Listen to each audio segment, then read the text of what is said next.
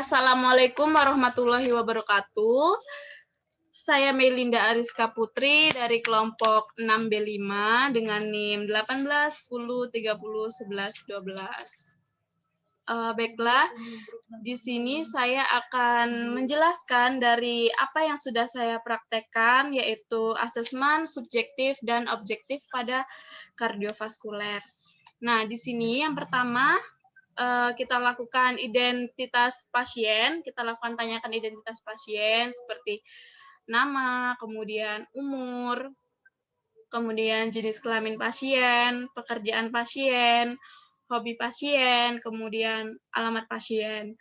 Nah, ini tuh sangat penting dilakukan karena ini tuh untuk memastikan apakah pasien ini tuh adalah benar-benar pasien yang akan kita lakukan pemeriksaan. Oke, kemudian kita masuk ke pemeriksaan subjektif. Yang pertama itu keluhan utama.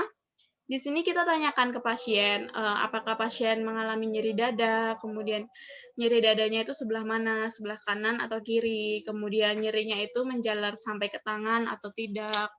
Nah, kemudian kita tanyakan ke pasien, apakah pasien mengalami sesak nafas, kemudian apakah pasien mengalami sulit untuk tidur, kemudian kita tanyakan lagi apakah pasien itu mengalami batuk, nah batuknya itu berdahak atau tidak. Nah, kemudian apakah pasien mengalami wheezing, nah kemudian kita tanyakan juga faktor memperberat memperingannya, kemudian apakah pasien mengalami sesak nafas ketika duduk atau ketika tidur, kayak gitu. Kemudian kita tanyakan juga etiologinya, penyebabnya gitu.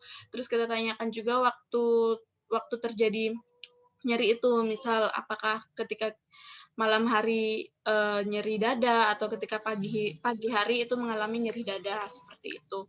Nah, kemudian kita tanyakan ke pasien itu riwayat penyakit sekarang.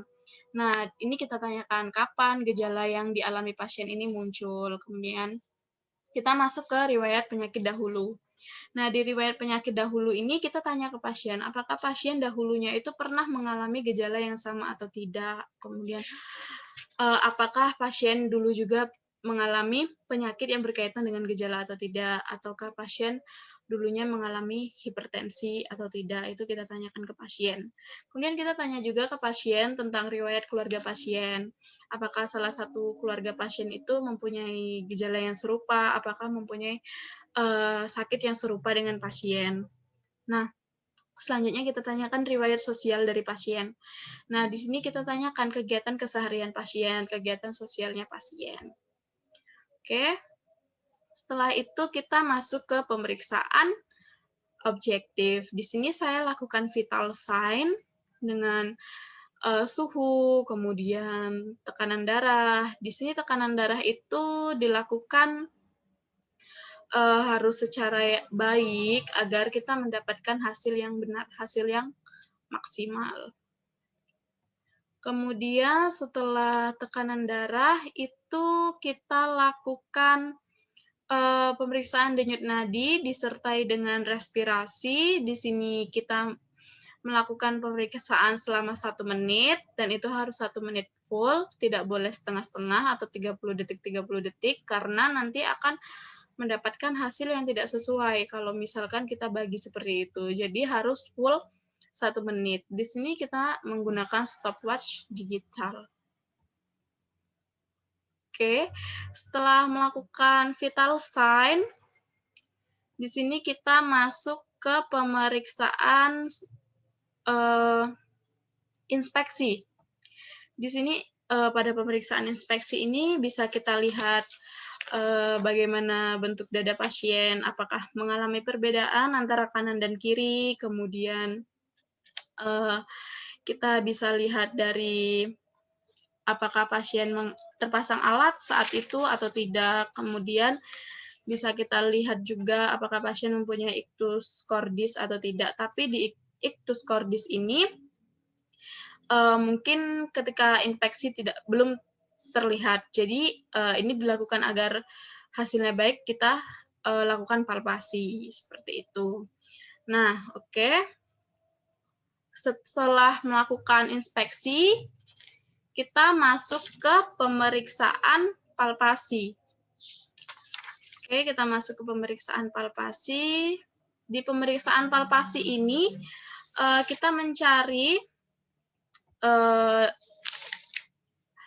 di interkosta 4 sampai 5, di sini apakah terjadinya ictus cordis, di mana saya menggunakan pada bagian dada, pada di dekat mamae, khususnya di interkosta 4. Nah, di sini dari pasien kita lakukan, kita cari interkosta 4, kemudian bisa kita tarik dari bawah itu untuk merasakan apakah pasien itu mempunyai ictus cordis atau tidak. Oke, setelah melakukan pemeriksaan palpasi, kita masuk ke pemeriksaan perkusi. Nah, pemeriksaan perkusi ini di sini kita mulai pada bagian kiri, di mana di sini kita mencari interkosta 3, 4, 5. Kemudian dilakukan dari arah lateral ke arah medial. Kita ketuk sampai ketika ada bunyi yang sudah berbeda, berarti dia sudah jauh dari batasan jantung. Nih, kalau sudah ada suara yang berbeda, boleh kita tandai. Itu untuk bagian dari kirinya. Nah, kemudian ketika kita melakukan perkusi dari bagian kanan pasien, kita lihat dari videonya. Oke, nah ini dari kanan pasien itu kita melakukan gerakan perkusi sama dengan bagian kiri, namun di sini di mana pada sebelah kanan itu dilakukan pada mid klavikulanya saja. Nah, kalau yang bagian kiri kan tadi dari lateral, medial, sampai ke medial. Tapi kalau di bagian yang kanan ini, dia hanya di bagian mid klavikulanya saja. Ini bisa dilihat di videonya. Dia lurus ke bawah seperti itu. Ini untuk perkusi.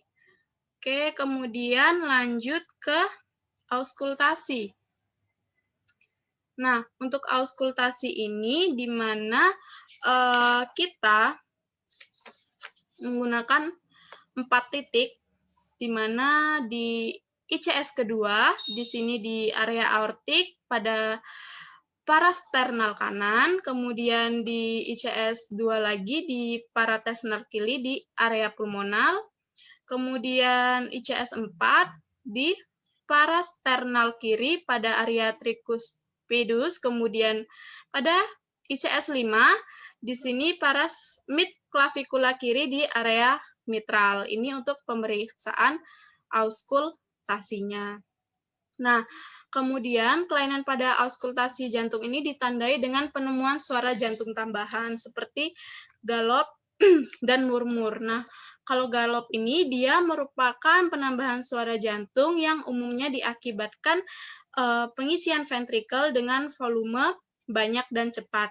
Nah, kondisi ini dapat ditemukan pada gagal jantung kiri, kemudian jantung hipertensif, kemudian atau pada keadaan fisiologis jantung atlet dan ibu hamil.